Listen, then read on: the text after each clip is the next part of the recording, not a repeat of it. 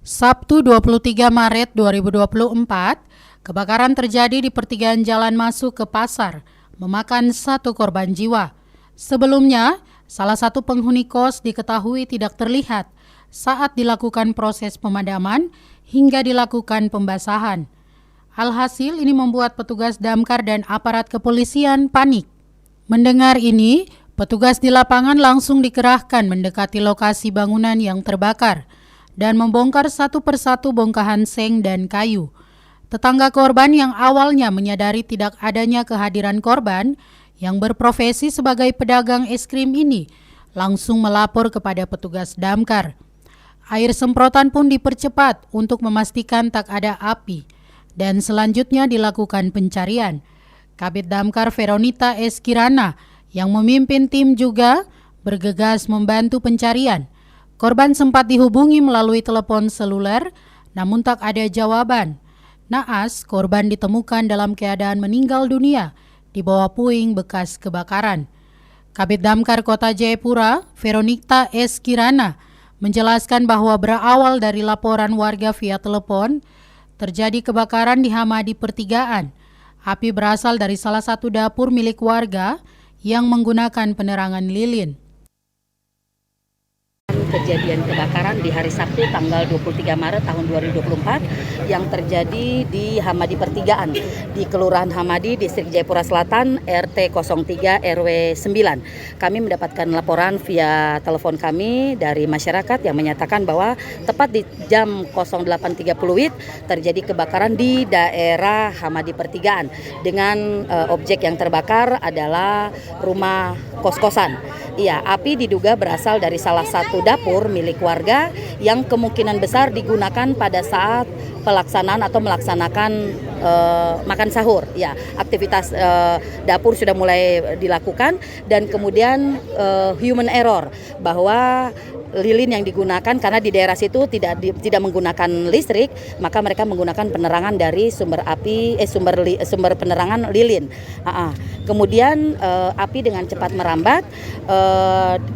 Untuk data perdana kami mendapatkan jumlah kakak itu ada 7, di mana rumah pribadi satu rumah, ada 2 kakak, selebihnya merupakan rumah kos-kosan milik Bapak Ahmad. Lebih lanjut untuk terkait dengan pemilik dan nama-nama korban akan kami susulkan. Namun untuk saat ini armada yang kami turunkan, semua unit kami turunkan kecuali dari pos Japsel. Semua unit kami turunkan termasuk dengan mobil suplai, dan kami menurunkan juga menghubungi teman-teman dari Polresta Jayapura untuk AWC-nya, kemudian teman-teman mobil PDAM dari mobil tangki milik PDAM dan beberapa milik warga, tangki milik warga. Sementara itu, penjabat Wali Kota Jayapura Frans PK yang telah mengetahui informasi tersebut mengucapkan turut berbelasungkawa atas meninggalnya korban.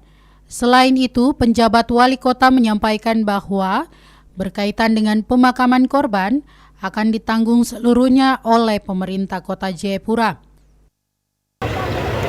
Bersama pemerintah dan masyarakat tentu menyampaikan ungkapan belasungkawa ya, berduka cita atas korban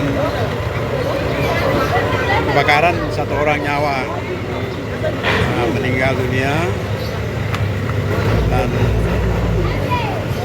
selanjutnya penanganan tentu dengan komunikasi koordinasi antara pemerintah kota, dinas sosial, keluarga dan juga pihak masjid dan juga keluarga untuk penanganan lebih lanjut, itu juga dengan pihak kepolisian.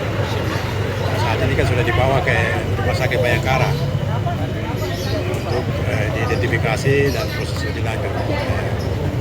Kita tentu berduka cita. Dan selanjutnya pemerintah kota akan menanggung untuk pemakaman lebih lanjut terhadap almarhum, berkat nanti koordinasi antara dinas sosial dan juga dengan keluarga. Secara teknisnya nanti dikomunikasikan, tapi kita pemerintah kota akan bersama-sama keluarga mengurus almarhum untuk penanganan dan pemakaman. Itu sampai pemakaman ya, Pak? Ya, sampai pemakaman. Diketahui kebakaran pagi ini menghanguskan barisan kos-kosan yang dihuni sejumlah pedagang. Bangunan yang saling berdempetan cukup menyulitkan petugas melakukan penyemprotan. Kebakaran terjadi sekitar pukul 8.00 waktu Indonesia Timur, di mana seorang pedagang bernama Tris sempat berteriak ada api. Namun saat itu api cepat membesar dan terjadi kebakaran. Dari Jayapura, Papua, Yesi Iriani, Jaya TV mengabarkan.